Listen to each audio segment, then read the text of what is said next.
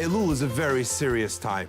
It's a time that we prepare ourselves for perhaps the most challenging and most frightening space of time in the entire year.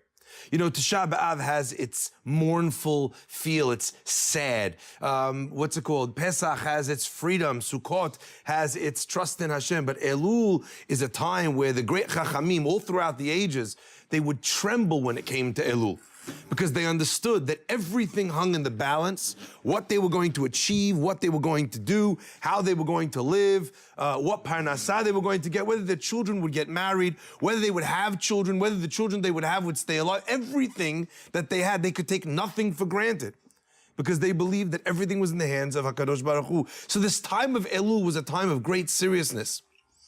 And they'd get up in the morning, especially if you were Sephardi, every morning, silichot, and the old timers, if you ever go, you have a chance in Israel to go to Knisades. They're there 4 or 5 o'clock in the mornings with their little teas, each one, you know, and everyone's singing there. You know, this is how there was with such a dvekut. So I want to talk a little bit about what this time means, and I want to talk about something that's happened to the Jewish people over the last, I don't know how many years, but to where we are, and I think in not exactly the right place today. I'll begin by giving you an example. I come from Deal, New Jersey, and my father has a synagogue which is for the Syrian community. The Syrian community lives in a few different places, but they like to live together. If you ever see like ducks, when you're there in the park, you know, you scare one of the ducks, it takes off, all the ducks take off together. That's the Syrian community. They live in Brooklyn, comes the summer, they all go to Deal together, right? They don't move to one place or to another place without each other. They like to stay together as a community, and it's a beautiful thing. So whether or not my father's synagogue is going to be full on Rosh Hashanah Yom Kippur depends on whether or not people are going back to Brooklyn. So that's a calendar thing. If Labor Day falls out early, right, or Labor Day falls out late. If everyone goes back to Brooklyn, then the shul is empty, it's very small. But if everyone stays, the shuls are packed. It was one year where the shul was empty as could be. I mean, it was very small because the synagogues are giant to accommodate the summer crowds. So I walk into shul, I take a seat in one of the front rows. Maybe hundreds of seats that are empty in the shul. And I sit down right next to my brother. This man walks in, and this could only happen in a Jewish synagogue. He walks up to me, and he says to me, "Excuse me, sir, could you move over?" You know, the pasuk says, "Vayifen ko vacho." He looked here and here, "Vayarki en ish." There's no man. I look, there's 50 empty seats this way, 50. The guy wants me to move over. I look like this, I look, the guy's not getting in. I don't want to start a fight on, on Rosh Hashanah. So I move over. The guy sits himself comfortably in the seat right in between me and my brother. 100 seats empty on either side. Afterwards, I come up to this guy after the thing. I said, you know, you got to help me out here. Just help me understand. I just want to understand. I want to judge favorably. I couldn't figure it out. Help me understand. And listen what this man said. It is bittersweet. It is both beautiful and tragic at the same time. He says, I'm not such a good Jew. I don't pray or learn as much as I should. So when I come to Rosh Hashanah and I have to pray for my life, he says, I don't know how it's going to go. So I thought, you know what? If I snuggle in right in between two yeshiva guys, then when God shines the light on the two of you, if I'm right in the middle, maybe I'll get a little bit of the light. What did I say before? It's tragic and it's funny, but it's also beautiful. Here's a guy with such simplicity. He knows it's up to Hashem. He knows he's got to do the right thing. He just doesn't know how to do the right thing, so he's trying. It's tragic though, isn't it? It's tragic that that's what he thinks Elul is. God shining spotlights, like he's from Star Wars or something. You know, beams of light are shooting out all over the place.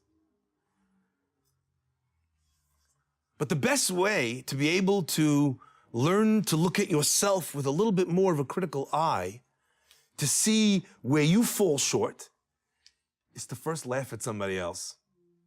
Isn't it? What an idiot. Uh-oh. That's as a speaker when you know you got people. We're like, they realize it's them. 1 second later, then they kind of wish they didn't laugh, isn't it? Right? Yeah, sure. We're exactly like this guy. I want to explain why. Famously, we understand about this day, that these days, the days of Elul are called Yemei HaRatzon. They are times of great desire, of great will from Hashem to be close to us.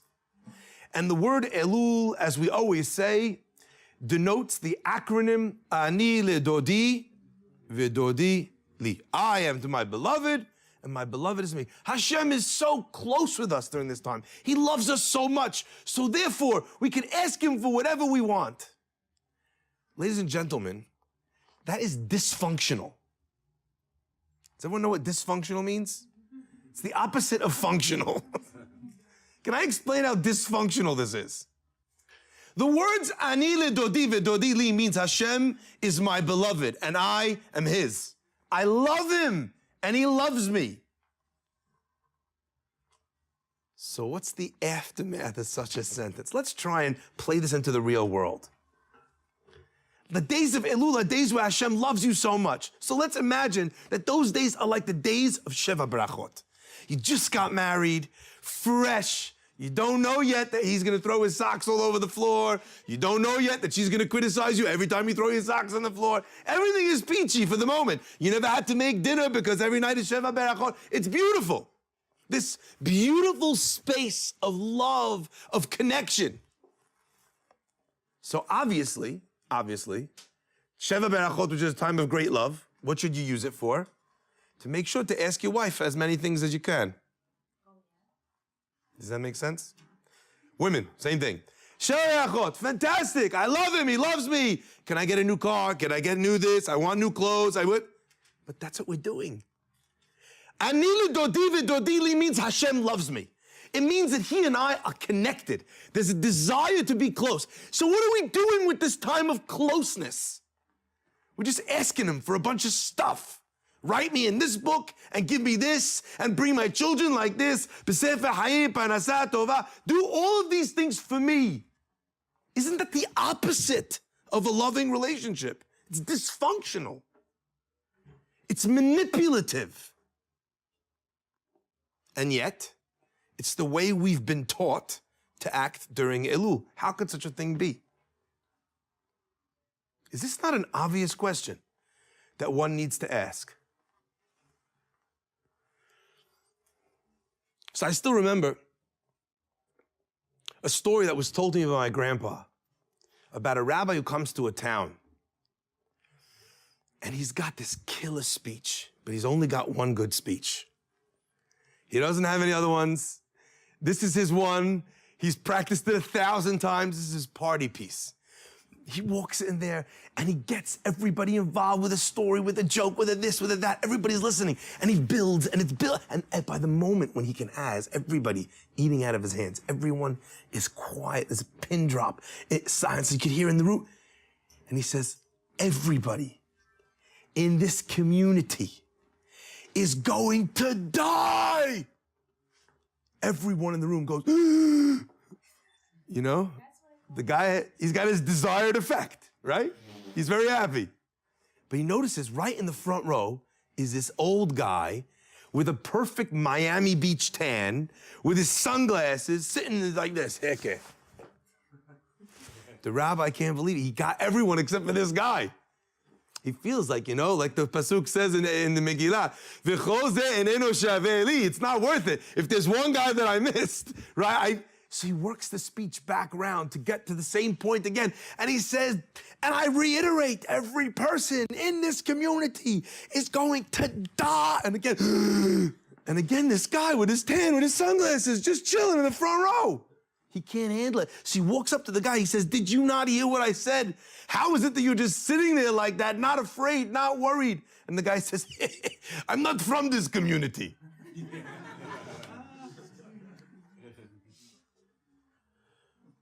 our natural reaction to any sort of criticism or musar is almost always to deflect and say, this is not for me. This is not me. I'm not like that. I'm not like that.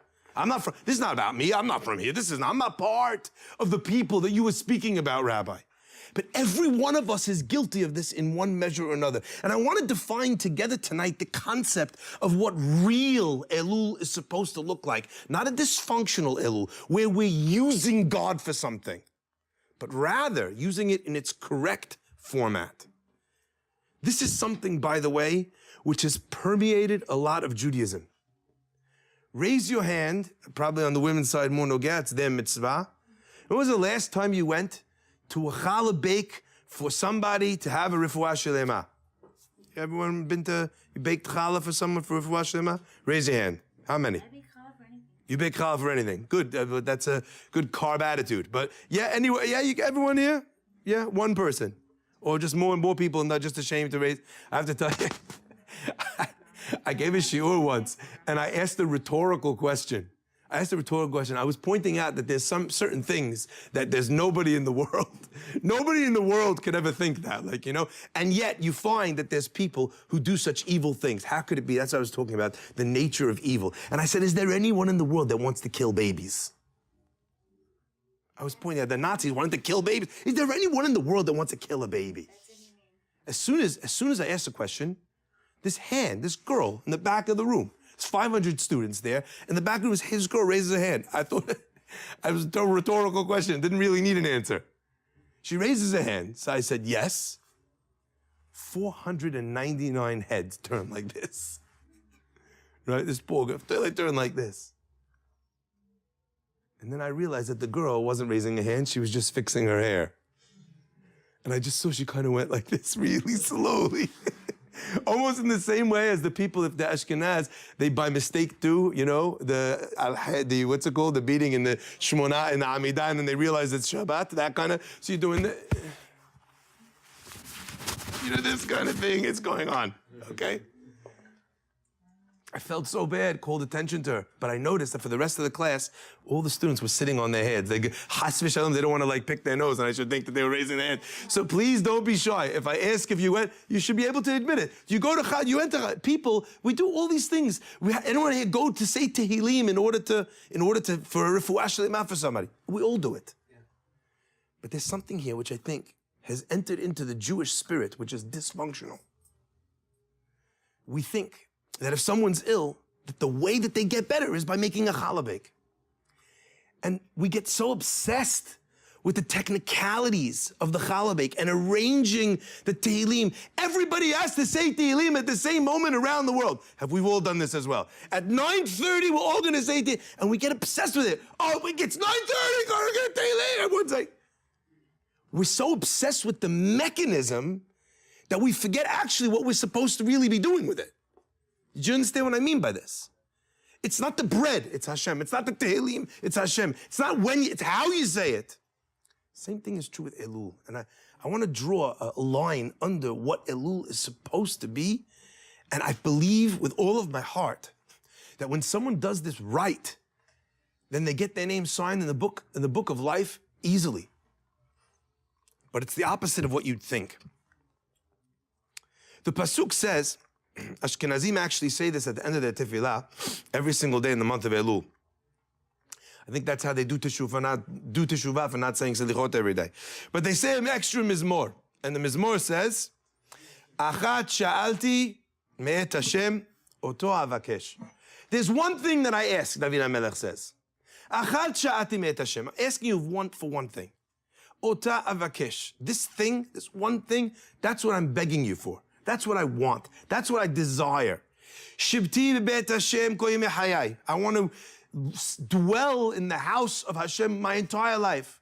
Lahazot b'noam Hashem l'vakeh be'echalot. To be able to witness, to see with my eyes how sweet God is. B'noam Hashem, the sweetness of Hashem. U'levakeh be'echalot. And to visit in his temple, in his hechal. The Yalkut Shimoni in Tehillim asks an amazing question and gives a very perplexing answer. It says as follows. Amar le'akadosh baruch hu. God says to David HaMelech, B'tehillah ata omer achat sha'alti. You start off and you say, I'm asking you for one thing. But then David HaMelech goes on, ve'achar kach ata sho'el kama she'elot. You ask me for a whole bunch of, you have a laundry list. Shne'emar, like it says, Shifti vet Hashem, lachzot b'noam Hashem, u'levaker be'echalo. Are you asking for one thing or a bunch of things? Good question, right? Amale, listen to what David HaMelech answers. And it's very powerful. Ribono shel olam, master of all the world. Mimcha lamadati, I learned to do this from you. Lo yeheh ha'eved shaveh lerabo. Should the slave, should the servant not be like his master? But tehillah amarta, in the pasuk you said, ve'ata Yisrael, O Jewish people, now I ask of you, ma Hashem Elokecha shoel mimcha. What does God ask of you? Ki im li'ira. I ask you only to fear me. One thing. Ve'achar kach, David says to God, patachta lahem mitzvot harbeh. You carried on and you say, I'm only asking you to fear me, ki im li'ira. I'm asking you for yirat shamayim. But then you go on and you say to follow in all my ways, to do all the mitzvot, to love Hashem, etc., etc. You ask for a bunch of things. So David says, I learned it from you. Shouldn't the servant be like his master? Can I ask you, if I was Hashem and David said that to me like that, I would have smote him. Just because I love the word smite. But I would have smote him. What a chutzpah. So isn't it chutzpah? Hashem says to David, you ask me for one thing, then you ask me 50 things? David says, you know what? I learned it from you. You also said, V'ata Yisrael, I would ask you only for your eye, and then you ask for a laundry list. The simple interpretation is that David HaMelech is a get-out clause. A legalese. I saw that you did it, so I thought it was okay if I did it too. It's a chutzpah. It can't be that that's what David HaMelech is saying. There's a much deeper understanding here. David HaMelech is answering Hashem that my kavanah, my intention here is not to ask for many things. My intention was the same as yours. The Ramban says on this pasuk that when God asks for one thing, only for fear of God, you know what he's asking for? He's asking for the thing that all mitzvot are there for. That means that there's one mitzvah really in the Torah, and that is to fear God. One. So when the pasuk says to guard his mitzvot, to follow in his ways, to keep his chukim, to love Hashem, all of that, the function and the purpose of all of that is to fear Hashem. That's the highest. But my question is obvious, and I can see it in your eyes. If there's one thing which is the highest level, it's to fear Hashem. Surely, to love Hashem is higher than to fear Him. Isn't that higher? Of course. But the pasuk says not that way. And the Ramban interprets the pasuk to say that the highest mitzvah is yirat shamayim. Ve'ata Yisrael. Ma Hashem sho'elim. What is Hashem asking? Ki im li'ira. He's only asking for fear. And the answer, my friends, is that there are two types of fear. There's a fear that happens when a person is sitting, shaking in his boots, wondering what God is going to do to him. That is our relationship with Elul. What is God going to do to me? Is He going to smite me or not? Am I going to have my parnasah, or is He going to take it from me? Is He going to make my tires bust out on the highway or not? That's one level of fear. And for many people, that's what their Judaism is. I hate to say it. I do the right thing because what's going to happen to me if I don't do the right thing? So much of Judaism is based on guilt. That's fear. Above that is love, surely. But Chazal teach us something unbelievable. And I don't think that you really know this. You really know this until you have a child. The moment you have a child, a love is born in your heart that you've never experienced. It's not even the love that you experience or that you feel when you find the one that's going to be your wife or your husband. It's a deeper love. It's a love which is more unconditional, if such a thing was possible. Because you don't choose that child. And you can never reject it. You can't divorce your son or your daughter. The moment you first feel the truest love in your heart, in that same moment, a fear is born in your heart as well. Your house is suddenly not a warm and comfortable home. Your house is a death trap. Right? Your kid came home, you're flipping out. You're shoving pieces of plastic in every single one of the plugs. The kid can't even crawl yet. You're taping up the corner of every sharp edge of a table. You're installing these locks under your cabinet that you and your husband cannot open. For 20 minutes, you're sitting there like this. The only person that can open those stupid locks in your house is your children, ironically. It's kind of like the password and the filter on your computer. Only you now can't use your computer. The kids who it was made for, they're right in. Constantly being pestered. This concept that the greatness, the overwhelming nature of your love gives birth to a fear. Because I'm terrified that this thing that I love more possibly than I even love myself, that some harm should come to that. That relationship should be damaged or should perhaps lessen. It's terrifying. That's the love, the higher love, the yirat haromemut. That's the love which is high, the fear which is higher than love itself. Ve'ata Yisrael. Ladies and gentlemen, that is the function of Elul. God tells us, I love you, even though haro'eh b'shoshanim, he is pasturing amongst the roses, because each one of us is like the rose that's depicted in Shir HaShirim. Kishoshana ben hachochim. You are like a rose amongst the thorns. With all of the beauty of my mitzvot, there are parts of me which are very thorny and they resist relationship. They resist closeness. Because even though I might pray my head off, my midot are terrible. Even though I might learn in yeshiva, maybe I'm not as honest as I need to be, or I don't show respect to my elders, to my parents in the way that is commensurate to my Torah learning. Says Hashem, Ani ledodi ve'dodi li. I'm here for you. I love you, and you love me. This is a time of closeness. Haro'eh b'shoshanim, even though you're not perfect. I love you anyway. I love you as you are. And I see the incredible potential that you have. That is what Elul is about. Developing a closeness with Hashem. Everything else comes because of that. So I want to explain what that means. And I think, again, mehila, if this is obvious, but I think that this tiny understanding is what stands between most people and what I call real Judaism. Most people understand that I do a mitzvah, or I pray, or I learn. And then Hashem writes me a check for the reward.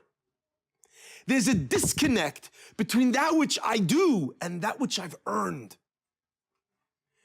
I work and then I get paid. There's no connection between the money, between the payment and the doing. I work my whole life and I get to Olam Haba and Hashem gives me a really comfortable, we don't even know what it's like. We think it's like first class, really comfy seat because we're going to be there forever.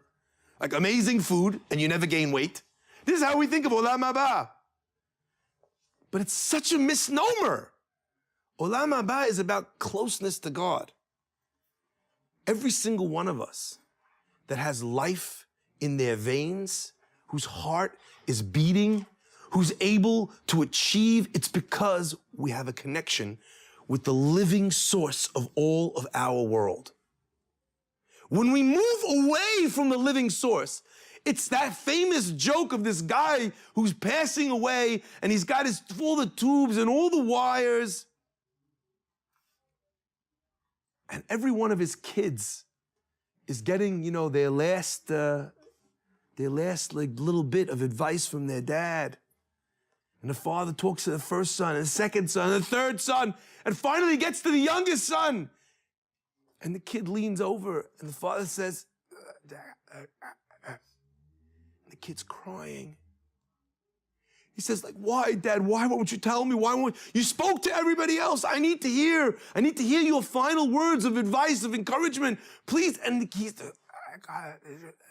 kid's leaning closer to try to hear what his father's saying. And finally, his father grabs him by his shirt, and he pulls him really close. His ear is right by his mouth, and he says, "Get off my breathing tube."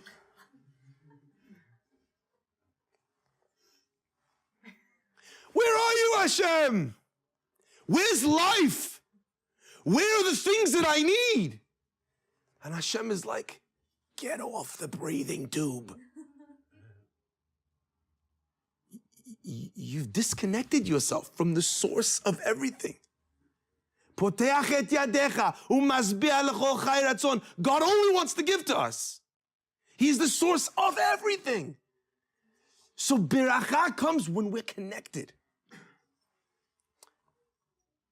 But that seems far away.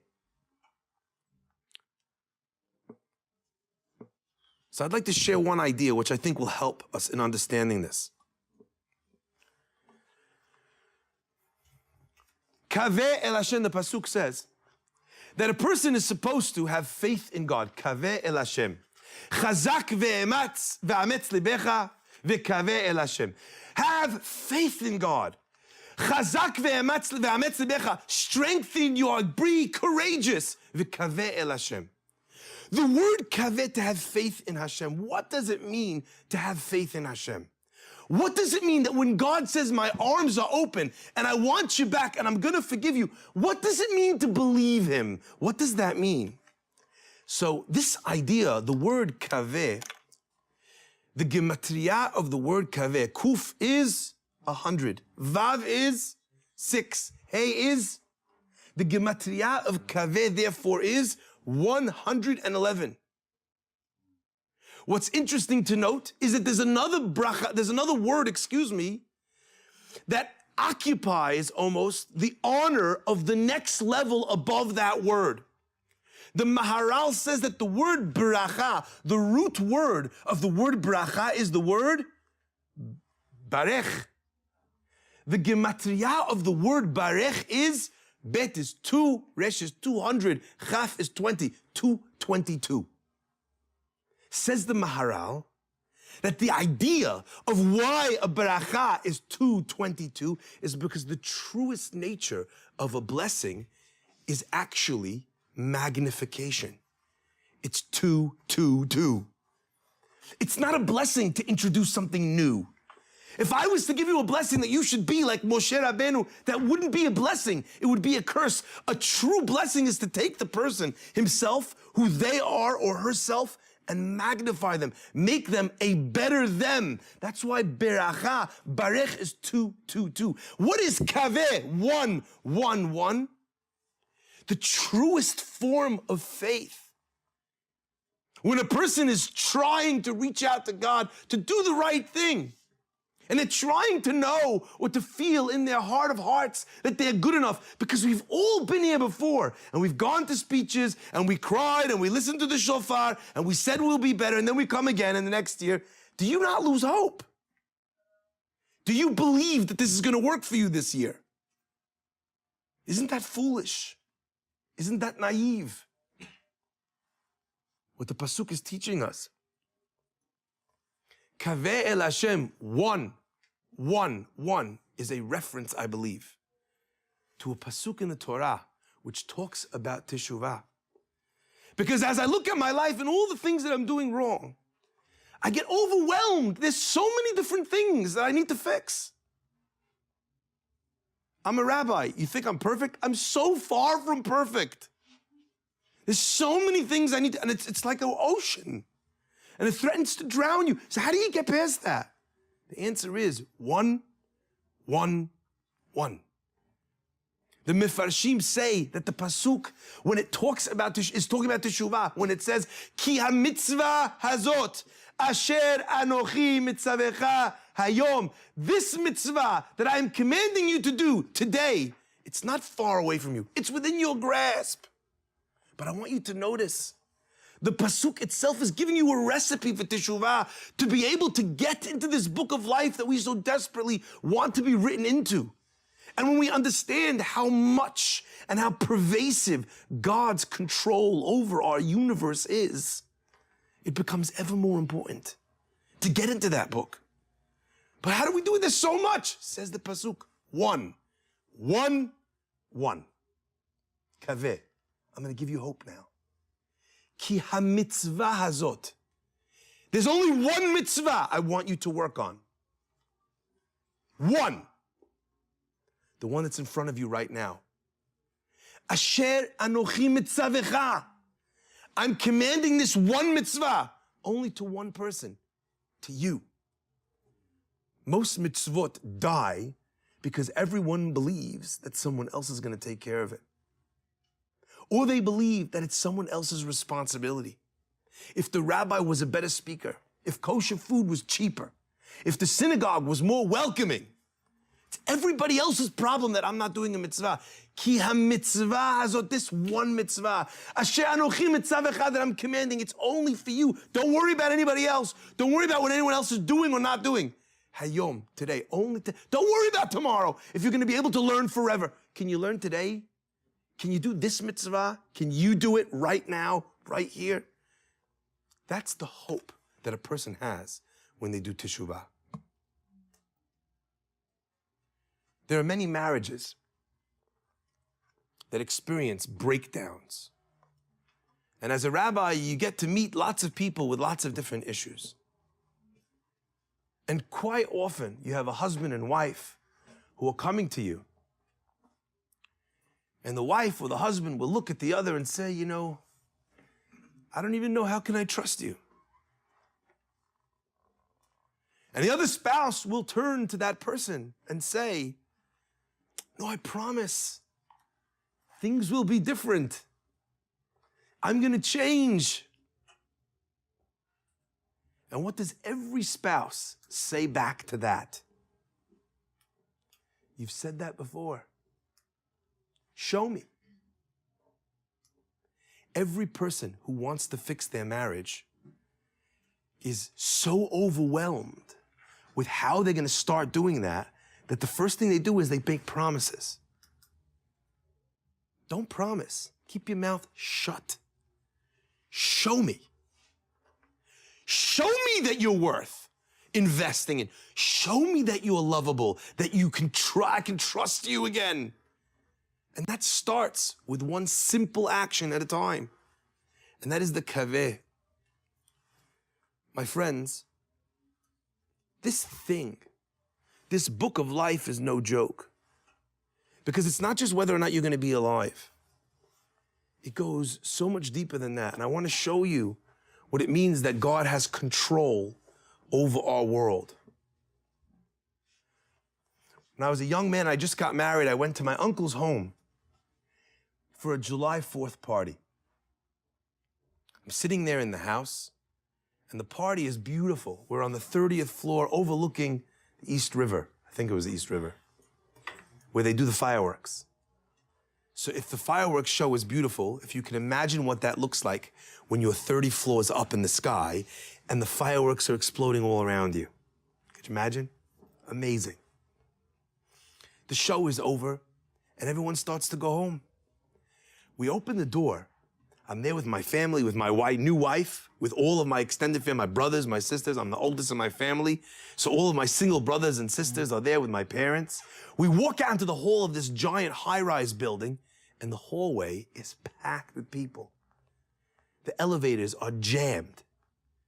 We start moving our way down the packed hallway of the 30th floor to the stairwell. Maybe we'll walk down. The stairwell is crammed with people all the way down. Can't leave. My father had to get home. You know, he was in a bit of a rush. He wanted to get back for the evening services in the shul where he's the rabbi. So my father decided that he was going to leave, get his way down, walk down this, I don't even know. But I was newly married. We had no kids. We had no responsibilities. We just relaxed. So he said, you know what, we'll chill here. What do we need to run for? I sat in the apartment. We enjoyed, we had a drink, we relaxed. We were there for an hour and a half. Now, this building is on the East River. It's in Long Island. Some of you will see it when you're driving along on the highway over there. It's got the orange slice right next to the Pepsi-Cola sign over there. That's where the building is. My father's driving back to Deal. How far is it from that building to Deal, New Jersey? An hour and a half? We leave an hour and a half after they left the apartment. I open the door to look in the hallway. Coast is clear. Take the elevator down like a king. Get in my car. We drive home. As I'm driving home, I pull onto the West Shore Expressway. I'm driving in the passing lane. And I say to my wife, that's weird. You know, anyone know, like, you know when you could tell that it's your car? Because everybody's car has, like, its bumps. Like, you know, the bumper is smashed in on that side. Or you have, like, the weird, bumper sticker, like, my child is an honor roll student, or my child beat up your honor roll student, stuff like this, you know? So I look up and I say to my wife, I think that's, my wife said it's impossible. They left an hour and a half ago. They should be home already. We're only 20 minutes, 30 minutes away from... Anyway, I pull up next to the car. I look in the car. It's my father. I can't believe it. I honk the horn. My father looks up.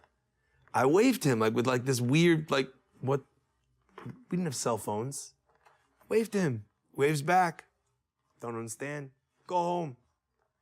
The next morning I get to shul. And I woke up to my father. And I said, Abba, what happened last night? He says, what do you mean what happened? I said, last night I was driving home. I saw you in the lane. I come up, I waved, hello. You waved me, you waved back, but what's it called? But you left an hour and a half before. You should have been home already. My father goes white. And he says, that was you? I was like, what? I said, yeah, it was me. He says, you don't understand. I was so confused. He says, that was you? He said, let me tell you what happened. I was driving home. It was so late. It took us so long to get out. I fell asleep while I was driving the car. And all of a sudden, someone honked their horn next to me, woke me up, waved to me. I waved back to say thank you to him for saving the lives of my wife and 8 children. That was you? This is not physically possible. They should have, did he get lost? You know, but has anyone here ever fallen asleep at the wheel? For a second. Your car starts to drift. What do you have, 1 second, 2 seconds before you run into the guardrail? Do you understand the amount of time, the specific exact timing for me to be there exactly at that moment? Could you understand how things need? That's what it means when we talk about the fact that God runs every aspect of this world. So when we come and ask him for life, we're asking the person, the being, God forbid, not a person, the being that runs everything. But Hashem asks us only for one thing in return. You want to plug into me for life, for blessing? Don't ask. You don't need to ask. If you're plugged in, you get it because you're plugged in. Zochrenu lechaim, we ask for life. Leman chaylukim chayim. Once we're connected with you, it happens automatically. That's when Elul is not dysfunctional. That's when we're not using God, but rather we're connecting with him. And I have to say, and again, I want to kind of bring this together because we started late. I have to say that this idea of kaveh, of the one thing that a person has to do, is actually a little bit deeper than this. David HaMelech, when he says, Achat sha'alti, what he means is that just like God, when you said that the purpose of everything was to get to a place in the relationship where you're afraid, you don't want to ruin what you have with Hashem. David says, I also am saying that. I just want to live in your house, God. I want to be part of your family. And the only way for me to do that is lahazot benoam Hashem. I need to see how sweet you are, how you're taking care of things. When someone reaches out to us in our lives and we didn't ask them to do something, but you just get there and they already took care of it, what do we say? Oh, that's so sweet. It's so thoughtful. David HaMelech says, God, I would love to be connected in a way where I feel like I'm part of your family. But in order to do that, I need to feel how sweet it is to be connected to you. There's a young boy whose name was Benji Hyman. Benji Hyman was born as a little child with terrible seizures. Non-stop, his body would go into these convulsions, and he would be throwing his body involuntarily all over the place. His parents, he's a little kid, they had to hold him. The only thing they could do was hold his head so he wouldn't smack it against the ground. They felt so helpless, so powerless. And this boy, he grows up and the seizures are getting worse and worse. And his arms are flailing and his eyes are rolling up in his head. And they take this child to the doctor and they say, how can we do? We need to do something. And the doctor says, I'm terribly sorry. There's only one surgery that we have the ability to do, but it's not worth doing. Because the only way we can do it is by cutting out a piece of your son's brain. And the danger when you play with a human brain is we don't know what's going to happen. So no matter how bad it is, it's not worth doing the one thing that will help save him. The parents go home crushed. But weeks, months, years go by, and the seizures are getting worse and worse. And when they used to happen a few times a day, they're now happening non-stop. And the parents eventually come back to the hospital and they ask to meet with the doctor again. And when the doctor comes out, he starts to tell them, and they cut him off and they say, Doc, you said that it wasn't worth having the surgery because it might end his life. He has no life. He can't go to school. No one could look after him. There's nothing that we could do. He has no quality of life. We would like to go ahead with the surgery. They pray until their eyes are raw. They arrange challah bakes. They say Tehillim at the same time.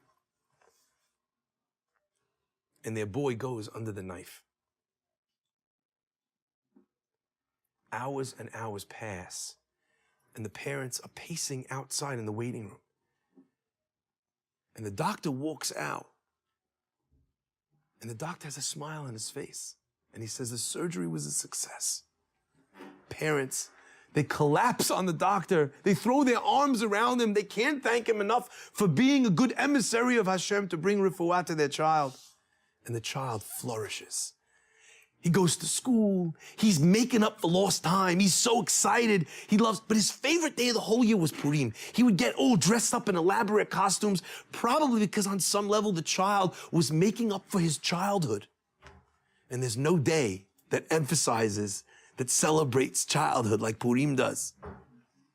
He's walking with his dad on Purim day in his costume with all the Mishlach Manot across the road. The father crosses the road, steps onto the sidewalk, and hears behind him a terrible sound, a screech. You know the ones that you wait like this for? And then he hears, and he turns around. And he didn't notice that his son Benji, who he was walking with, had lagged behind. And he'd gotten hit by this van. And he turned around in time to see his son flying through the air. And his head hits the ground, and he can see it bounce on the concrete. He drops everything he's holding. He runs to his child. And as he reaches underneath his kid to pick him up, he can feel his hand underneath the boy's skull is wet with blood. And this man, Mr. Hyman, turns to Shamayim and he says, God, what have we done to you? Did this boy not suffer enough?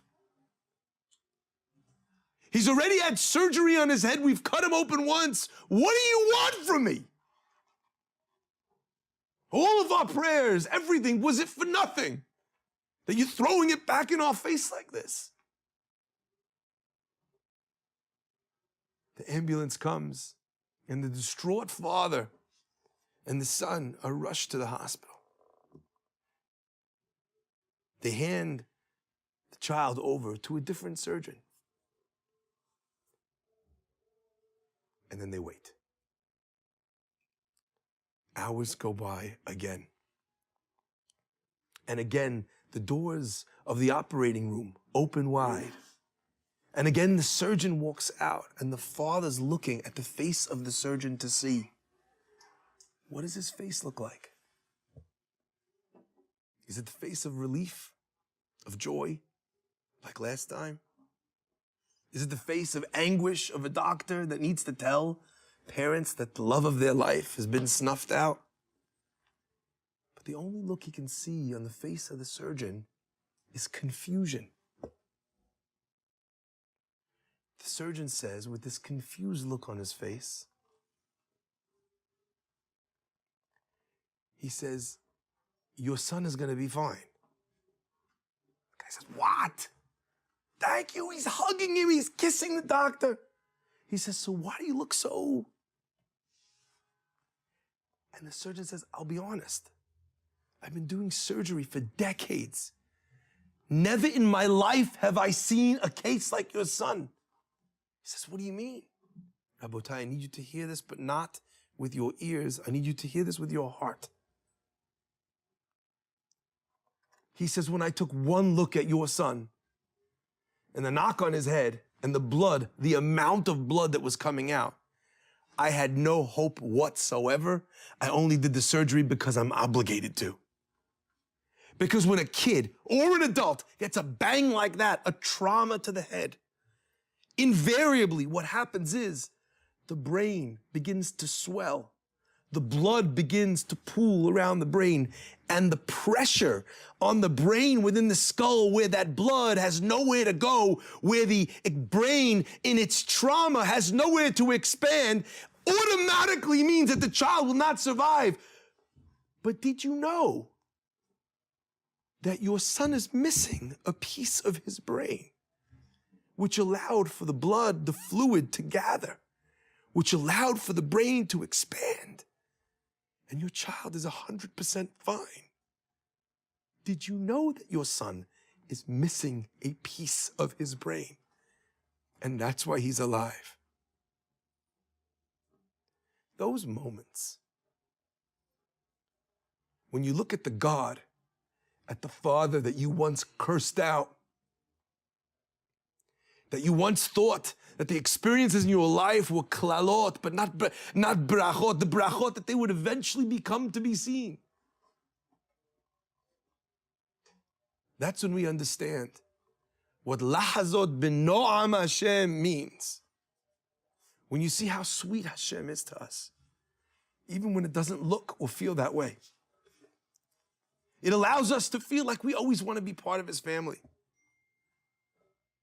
So this Elul, Be'ezrat Hashem, we should be zocheh, not to pray to Hashem to get stuff, not to do teshuvah in order to get something from Him. I was visited by a father whose son disrespected him, and his son sent him a text, and the text said, his father had punished him and taken away his phone. The text said, Dad, I'm sorry. Can I have my phone back? Does anyone here think the kid is sorry? I do. Ha ha ha ha ha. Hashem was so sorry. Please give us our life back. Elul is a time to be able to recognize all of God's kindnesses. It's a time to be able to look at how we can improve and how we can show our love to Him. And through the process of our showing our love, our devotion, our tefillot, our prayers, our mitzvot, our classes, going to more shiurei Torah, the chazak is bringing the entire community together by our investment, bringing other people with us with our investment. When you love a restaurant, what do? You bring people to the restaurant. When you love Hashem's synagogue, what do? You bring more people to the synagogue, to the classes. You get more people involved. If we come to Hashem that way, automatically we get written not just in a book of life, but in a book of life which is so full of life that it encompasses b'sefer hayim, bracha, v'shalom, parnasat tova, v'shuot v'nechamot, every possible bracha that we could ever choose or hope to imagine will be ours, and it will be ours because not we've manipulated God or tried to force Him to give us what we want, but because He and us, we both want the same thing, more time with each other. We should be zocheh bezrat Hashem to have all of our tefillot answered. Nira v'amenu. Amen. Amen.